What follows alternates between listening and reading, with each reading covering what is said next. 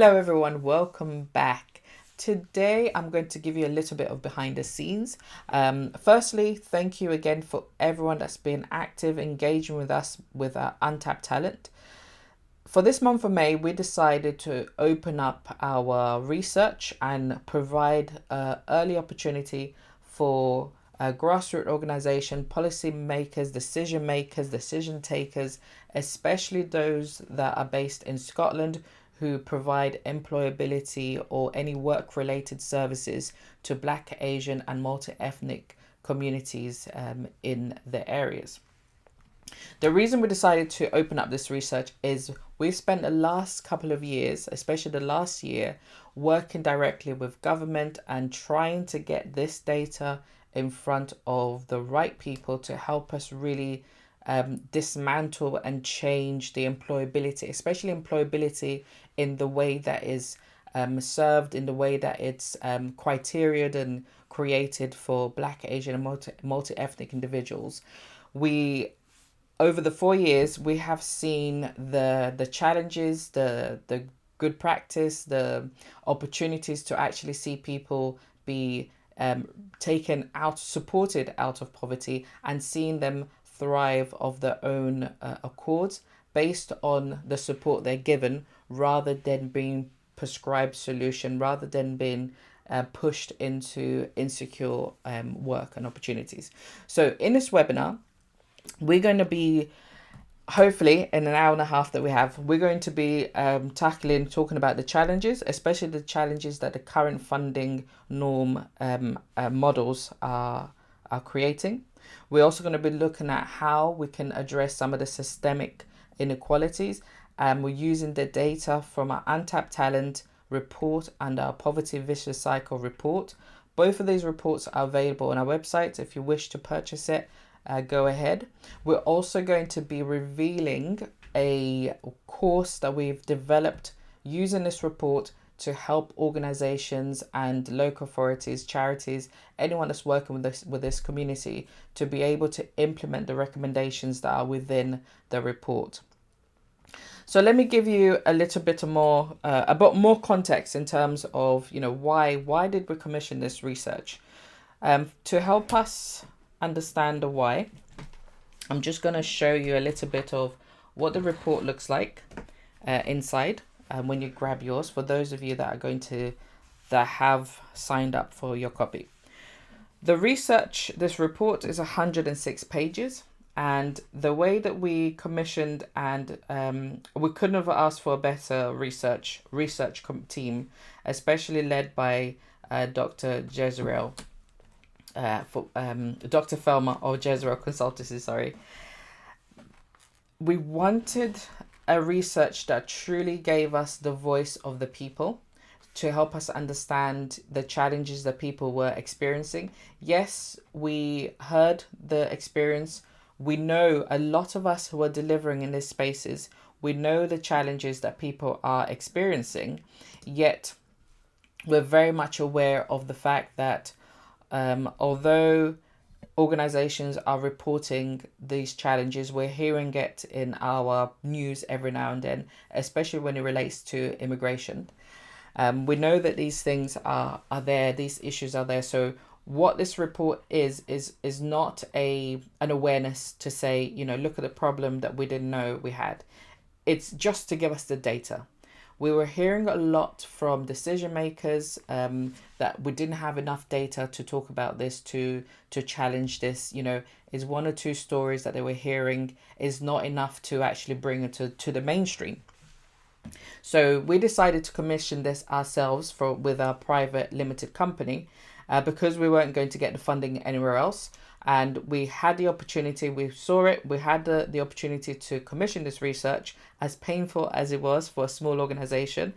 It's also helped us to get the data, the information that we needed to help us make informed decisions in terms of how we're going to move forward. So for us as an organization, how we're moving forward is that we're no longer providing employability services, or in saying that we're no longer accessing or tapping in or applying for employability related funding, because a lot of these employability specific related funding are not looking at addressing or even acknowledging the root issues. Later on, we're going to talk a little bit more about the different types of funding that we've experienced. This is something we're going to tap into in our webinar. We had one funding that was really flexible that allowed us to report everything, the good, the bad, the ugly. That was the first funding that I've ever accessed. And I used that funding criteria and how we worked with the funders, the community, the organizations that were part of this funding, the SIP fund, I'll mention it here. How we worked as a community of organizations providing services and working alongside the people that were accessing our services meant that I was able to gauge how a good practice of a funding that looks at working with people rather than working with numbers, if that makes sense. Okay. And then there was another funding that we accessed that was very much about numbers and ticking boxes, and wasn't really interested in the root issues, which meant that our reporting would never look glowing, because we were working with people, not numbers, so we weren't ever able to hit the targets. Pet peeve of mine, targets and numbers, especially when it comes to supporting people experiencing discrimination, poverty, homelessness, all these other layers of barriers before a person can even think about employment. And not being able to talk about that, not being able to bring people's issues and challenges to the front, so that we can actually look at how can we address these issues first, so that then we can ensure that people are getting to the opportunities. And that way we're not constantly having to ask people to share their lived experience. At the same time, they're trying to just live their lives and seek opportunities that they need to move forward. So this report for us was such a powerful report to research, to conduct. And we can't thank the 15 researchers enough, Dr. Felma enough of Jezreel Consultancy. And you'll see in here, when you access your report, I really want you to go through it. And the way that we've broken it up is that we wanted to make sure, so you've got your typical, your research methodology, which we've put in here. And then we talk about the analysis and key finding. So the demand side, which is specifically talking about the people. And then we also provided opportunity to hear from organizations themselves. So here in the supply side, and we provide you with recommendation for improved employability. If it was up to me, I would have removed that here, because as an organization, we've never provided employability. Our focus has always been on progression, career progression, especially from my own experience of experiencing homelessness and then trying to get back into work. I attended many various employability services that were really about reducing my ambition and getting me to any job, as long as it will take me off as having a job, an opportunity. So I am grateful to the organizations that I managed to access, who really ensured that I was able to tap into my ambition. And at the same time, I was looking at entrepreneurship alongside my getting back into work. Went back to university, and for going back to university, I decided that when I leave university, I'm either going to leave with a job or a business, and I left with both.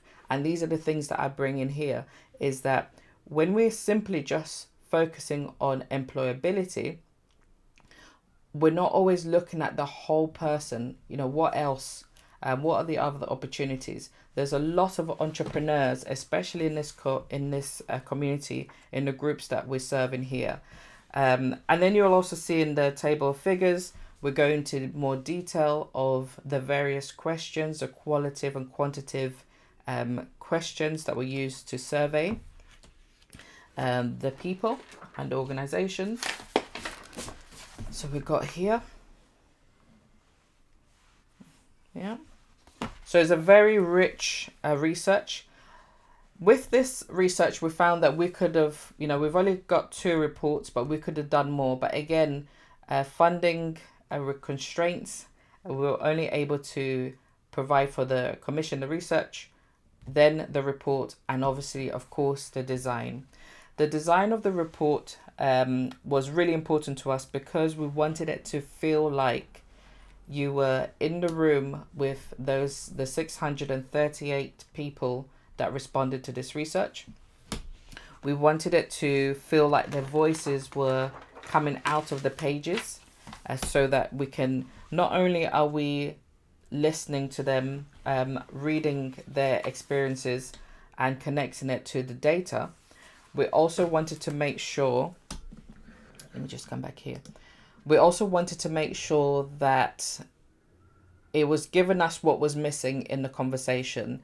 It was giving us we're sitting in a room and we're listening, and we're also seeing the numbers, because again, for people to make informed decisions, be it an organization, government, local authorities, anyone, you need to see the data.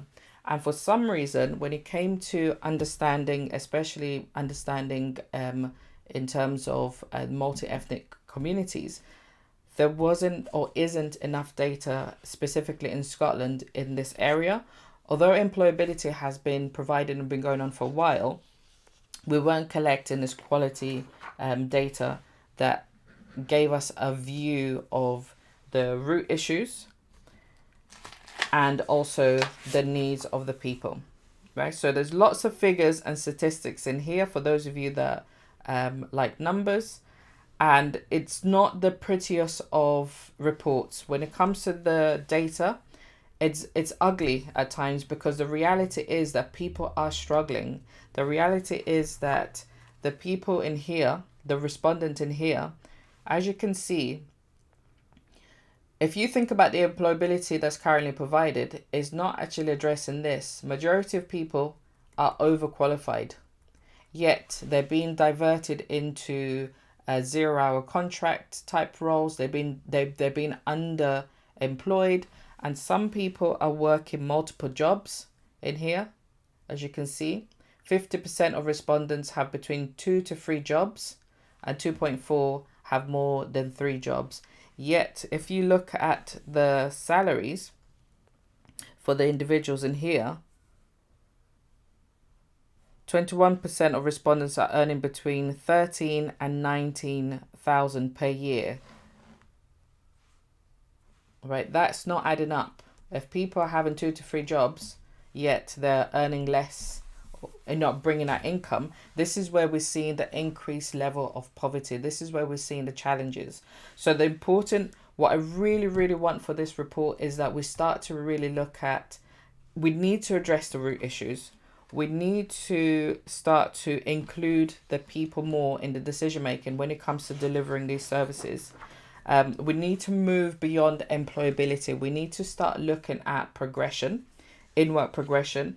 We need to start looking at access to opportunity. Again, if people are overqualified, they're obviously coming through universities, colleges, etc. What support are they getting to then translate that education into a sustainable long-term work? We need to address the discrimination in here.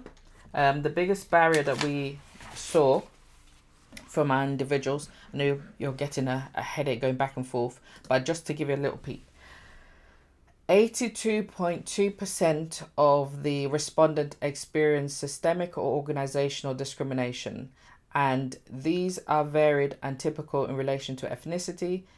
These are cases for individuals in employment as well. And some of these cases are people experiencing discrimination from the very early stage of the recruitment process through application, be it name bias, accent bias when they get into the interview, and then once they're in the job, they're then being overly supervised, given tasks that they're not trained for, etc.